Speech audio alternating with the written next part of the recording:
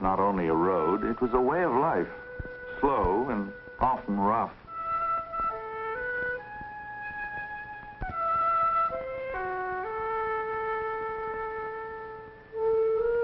If you lived way out in the country, 15 or 20 miles away from the railroad station, you had to get up before dawn to catch the 9:30 train.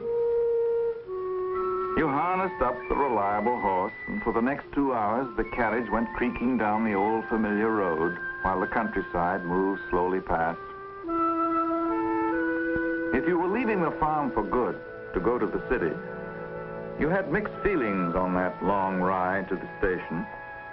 It's not easy to pull up roots and start a new kind of life.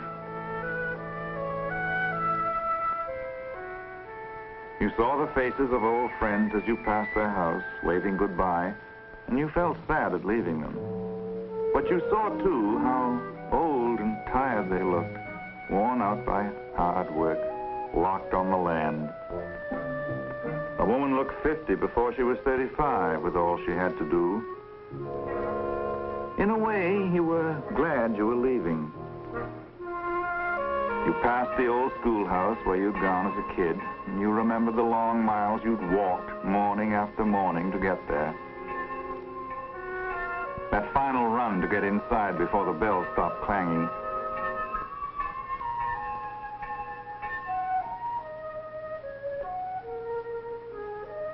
Or perhaps you passed the doctor's buggy drawn up in front of someone's house, and you'd remember the terrible night your mother lay upstairs in the bedroom, sick, and the long hours of waiting for the doctor to come.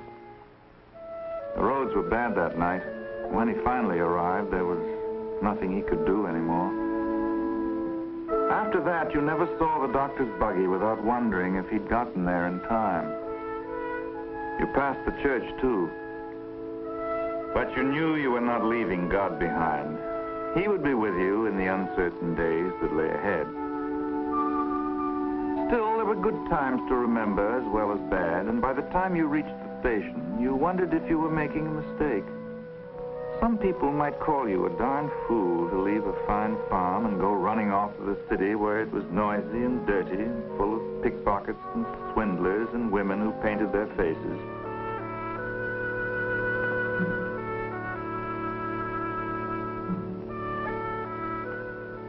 But there were things you wanted to do that couldn't get done on a farm. If you were interested in machinery, for instance, or wanted to tinker with engines that ran on gasoline, the country was no place for you. You had to go where other men were doing this kind of thing. Train was late, of course. You could have slept another half hour.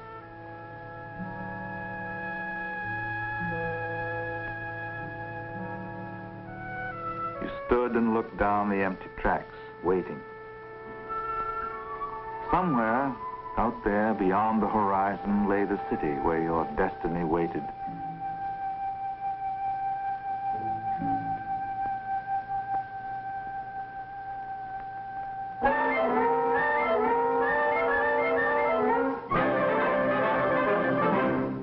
The people who lived in the city stayed in the city.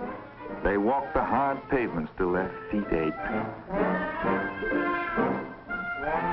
If a person were well-heeled, he took a cab.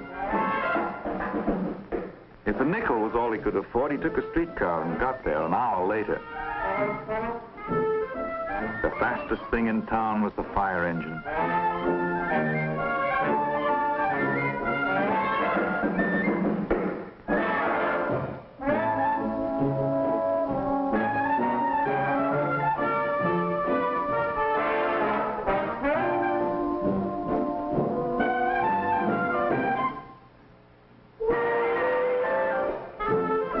In the good old summertime, the streets got hot as ovens. Vegetables and people wilted under the blazing sun, and the kids got hard-boiled. Everybody panted and sweltered and longed to get away from the clanking thunder of the elevated trains and the clatter of wagon wheels on cobblestones. Far uptown lay the ballpark. And if you went for a long boat ride down the bay, you finally arrived at an amusement park where there were roller coasters, shoot the chutes, camels to ride, and a real beach where a kid could get to swim in the ocean. But it took the better part of a day to get there and back, so you settle for the nearest fire hydrant on your block.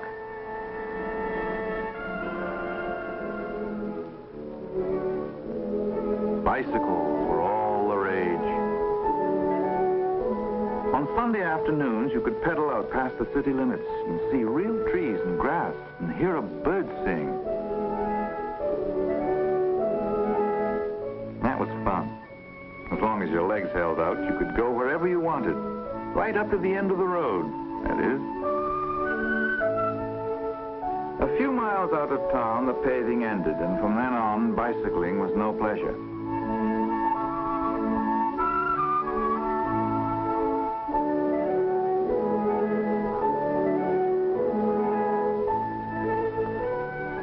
A lot of people accepted the end of the road and turned back.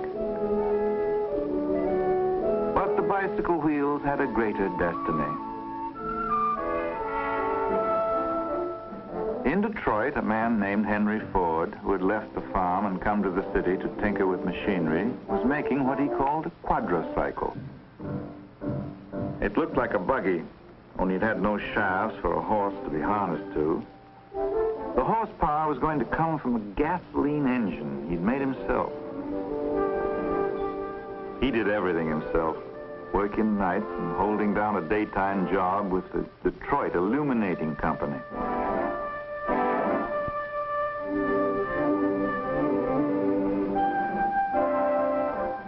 It took a long while to make this machine, but Henry Ford stuck to it. Finally, it was ready. One momentous night, he pushed it out for its first trial run.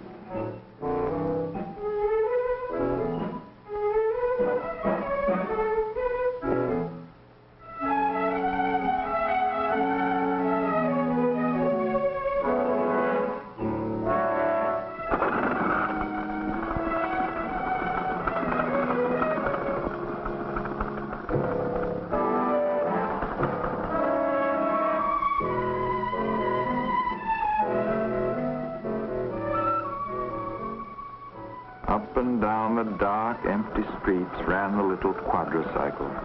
Past the sleeping houses, ghost-like and unreal, flitted the shape of things to come.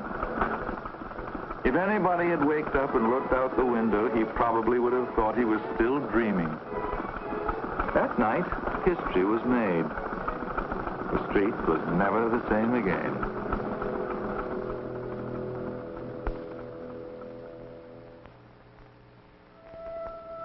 It didn't happen overnight. The going was rough for those early cars on the American road. We should pause to remember and admire not only the adventurous men who kept on making automobiles, but the reckless few who had courage enough to drive them.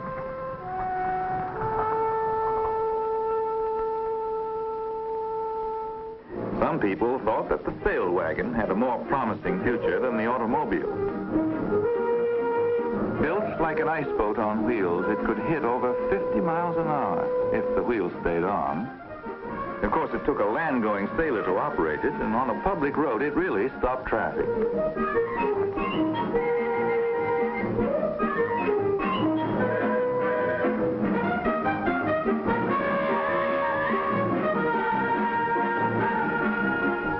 People were still letting the wind blow them in various directions. Men like Henry Ford were putting their faith in the gasoline engine.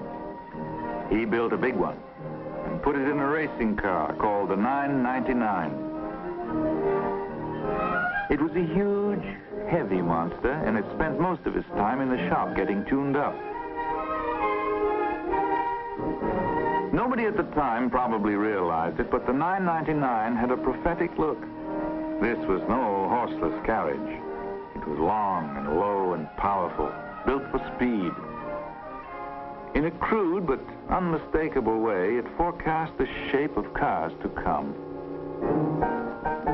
On October 25th, 1902, Barney Oldfield set a world's record in the 999. He drove it a mile a minute, and this phrase ushered in a new era.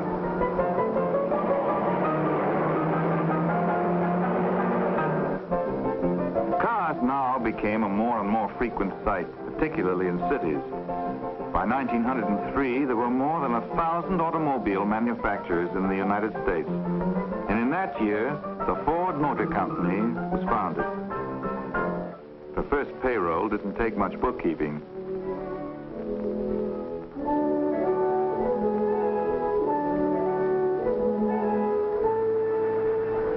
The first car of the new little company was called the Model A. It had a 2-cylinder, 8-horsepower engine, and it could go 30 miles an hour. It sold for $850, a lot of money in those days, and its owners were chiefly in the upper brackets.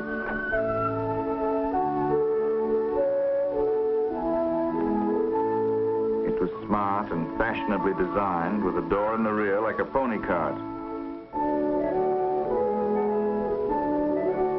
And it cranked from the side. A good safety measure designed to prevent the cranker from being knocked flat and run over if the car started prematurely.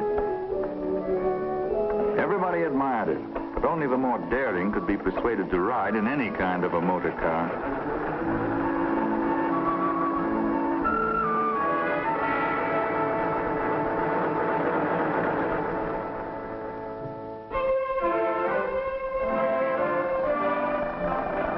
The farmer was a forgotten man during this early period.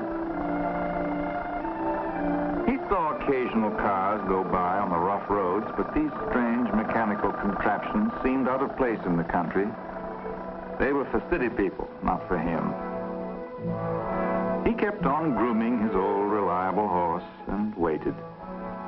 And suddenly, one day, it appeared. It was called the Model T. It had a 4-cylinder, 20-horsepower engine and a planetary gear that defied the laws of science. Maybe it didn't look classy, but it could take a beating on rough country roads and still get you there. It was a farmer's car, built by a farmer. There was only one thing wrong with it. It cost $850. Millions of citizens looked at the Model T and licked their chops. There it was, the car of their dreams, but they couldn't afford it. Back in Detroit, Henry Ford wondered how he could bring the price of the Model T down to where everybody could buy it. He figured that the more cars he made and sold, the cheaper he could sell each one. And he went to work on this idea. In those days, each car was built from the frame up on stationary wooden horses. There was a different crew for each car, and the same crew stayed on the car until it was finished. That meant duplication of effort and a lot of time wasted. So they tried moving the men from car to car. Each man had a special job to do, and as soon as he finished it, he moved on to the next car and did the same thing there. That was better, but it still took 12.5 hours to assemble each Model T. Henry Ford watched it for a while, then he had an inspiration. Instead of moving the men past the cars, why not move the cars past the men? So on one hot August morning, they tried it that way. A husky young fellow put a rope over his shoulder, and Henry Ford called, "Let's go."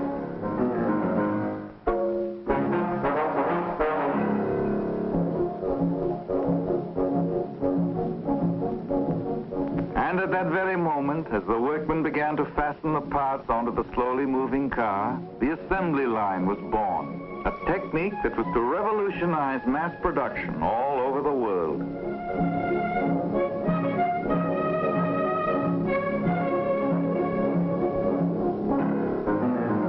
Once they found that the idea would work, they began to improve it, refine it. hauled a chassis down a single line of track, pushing it from crew to crew. And the more expert they became at this new method, the faster the cars came off the assembly line, and the price of the Model T began to drop.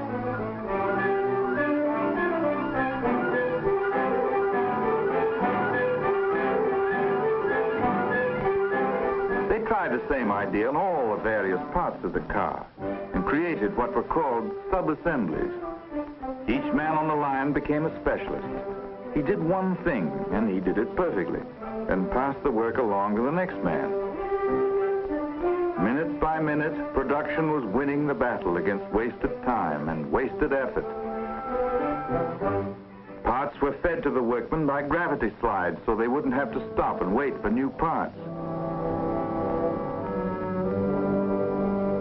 Then they put the parts on moving conveyor belts. And this was a great step forward because now they could regulate the flow of work and keep it moving at a constant rate of speed.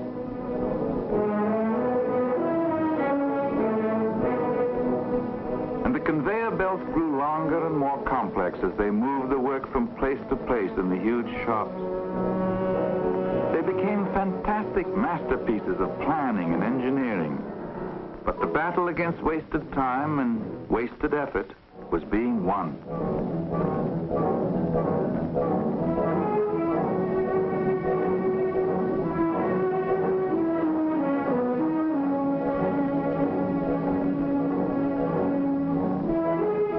The cars began coming off the assembly line at the rate of 1 every 40 seconds. And what Henry Ford had foreseen happened. Mass production and the assembly line drove the price of the Model T down from $850 to $300. Now everybody could have one.